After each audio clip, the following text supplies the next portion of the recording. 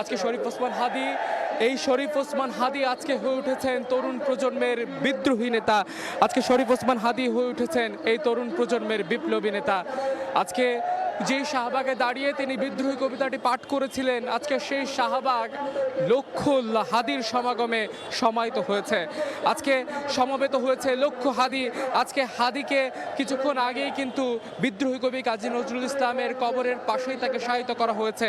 আজকে হাদী লোকান্তরে গিয়ে প্রমাণ করলেন যে হাদীরা হয়তো মরে না, হাদীরা অমর হয়ে যায়। দেশের স্বাধীনতার প্রশ্নে আপোষহীন আজকে হাদীকে ধারণ করে লক্ষ মানুষ এই শাহবাগে ছুটে এসেছে। তাদের প্রত্যেকের কণ্ঠে একই কথা, আমি হাদী, তুমি হাদী, আমরা সবাই হাদী। আজকে এক হাদী হয়তো লোকান্তরে, কিন্তু লক্ষ হাদী আজকে এই শাহবাগে। আজকে মানিক মে এভিনিউ এক ঐতিহাসিক জনসমাগম আজকে বাংলাদেশের মানুষ দেখেছে।